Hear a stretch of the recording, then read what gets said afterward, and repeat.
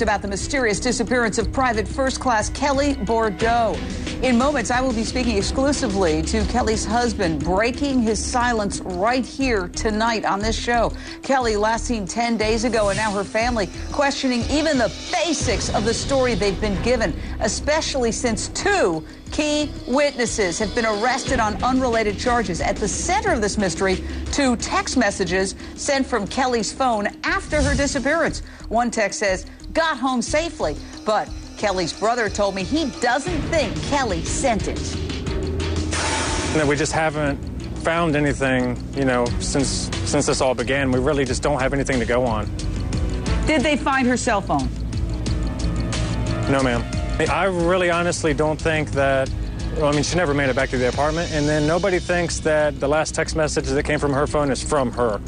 Now, this man you're about to see, Nicholas Holbert, convicted sex offender, claims he gave Kelli a ride home from the bar before she vanished, but he was then taken into custody for failing to register as a sex offender. Police call it a person of information, and they're clearly investigating. Listen to this. The investigator told me that they found a white plastic bag with khaki shorts and a T-shirt in there with blood on it. And he asked me, he asked me if it was going to come back as mine. I told him no. Did you kill her? I did not. Did you have anything to do with her disappearance? I have nothing to do with it. I picked her up and took her home that night. That's it. But were there witnesses who saw Kelli and Nicholas Holbert actually leave the bar and get into a car? How do we know he didn't lead her around back to his lean-to? He lived behind the bar in a lean-to.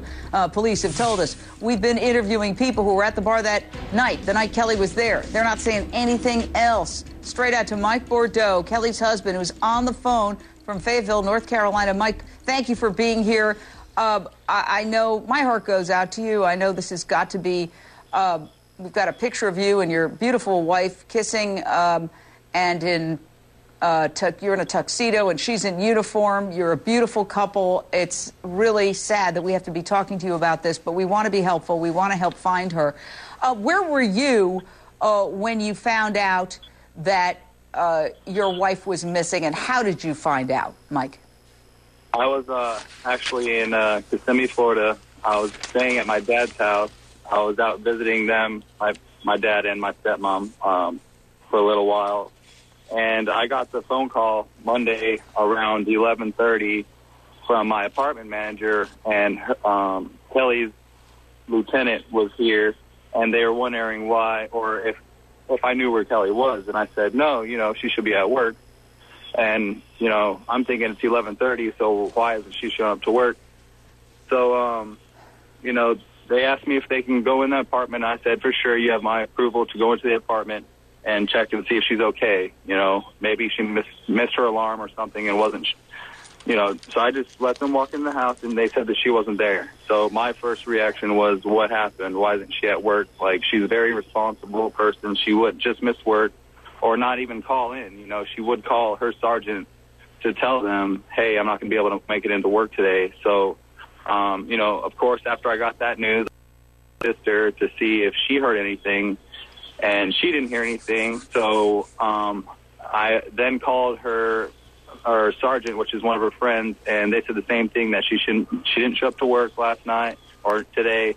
And so I was kind of worried at the time, because I wasn't there, so I didn't know what was going on. But probably like a couple hours after that, they told me they're going to file a missing persons report. So, I packed my bags in this truck I just bought, and I headed up here. Let me ask you this question. First of all, bottom line, and we're also on with Kelli's brother. We're going to talk to him in a second. What's your theory of what happened, Mike?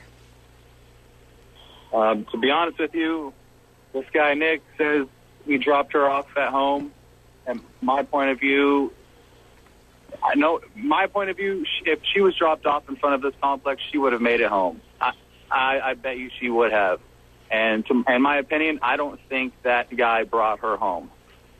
All right, and I want to bring in Matt Henson. If you'd stand by, don't hang up, Mike Bordeaux, missing soldier's husband. Please hang on, but we're going to go to Matt Henson, the missing soldier's brother, who joined us last night. And thank you for coming back, Matt. I want to ask you, what is your theory of the case? What do you think happened to your sister? I mean, you know, our text, I mean, actually the same thing. I mean, honestly, any logical person, there's no way that she was dropped off, because if you looked at the apartment, I mean, it was just as if you had left it. You know, like I said yesterday, I mean, it looked exactly the same. You know, so nobody thinks that she was dropped off here. It's just a fabricated, you know, to kind of qualify, you know, his answer. Well, what do you think happened? Honestly, I don't know. I don't want to speculate. I mean, you know, I'm just focused on bringing her back and hoping that this search tomorrow really brings us some good news. Absolutely. Now, I want this convicted sex offender who claims he dropped Kelli off. And they also arrested the owner of the bar on completely unrelated charges. But this Nick guy is possibly the last person to see Kelli. Here's his explanation of what happened the night she vanished. Around 1:30, she told me, she's like, I'm tired, I want to go home. I said, okay, so we got in the car, and as soon as I pulled into Meadowbrook, she said, you can stop right here and let me out. I walk. All right. Since Kelli disappeared 10 days ago, we're going to give you the timeline. She disappeared 1:20 in the morning. That's the last time she was seen. She wasn't reported missing until 2 days later when she didn't show up for duty at Fort Bragg. You just heard that. So here's my concern, and I'll go back to Mike Bordeaux, who we are speaking to exclusively. This is the missing soldier's husband. There's more than 48 hours between when she was last seen and when she was reported missing. And the problem with that is somebody could have driven, you know, 1,000 miles in that time and come back to Fayetteville. So have police told you where Nicholas Holbert was, let's say, that day Saturday, that day Sunday? Was I aware that he was with her? No, I'm saying, in other words, from the time she disappeared to the time she was reported missing, it's more than 48 hours. That gives anybody who took her tremendous leeway to get away. So given that this is the guy who was last seen, Nicholas Holbert, has anybody heard, either Mike or Matt from law enforcement, as to what he was doing after he claims he dropped her off for the next couple of days? No. I mean, we haven't heard anything. I mean, supposedly he was the last one to see her. You know, the last time I even talked to her was Friday afternoon, and that's because, you know, we were just talking and texting, you know, and everything was fine. And, you know, I just let her go for the rest of the day because, you know, he has friends, he does things, and, you know, I was in Florida visiting my parents, so I didn't think none of it. Mike, let me ask you this question. Have you ever been to the Froggy Bottoms? It's a bar near the apartment complex where... Yeah, I know it's the bar, but I've never been there. Me and Kelli never went together. We didn't even go to bars together. I mean, the closest bar we would ever go to is Buffalo Wild Wings, and we don't even drink there. We just get a couple wings and, you know, take the rest home. And we've never been to Froggy Bottoms together. I've never been by myself. You know, I don't know this Nick guy. Well, let me ask you this, and I'm not asking this to put you on the spot. Were there any issues in your marriage? In other words, we're just saying this to try to find her. Is there any reason why she may have gone to this bar? Could there another person involved? I have no clue. I mean, the only friends that I know are mine and her friends.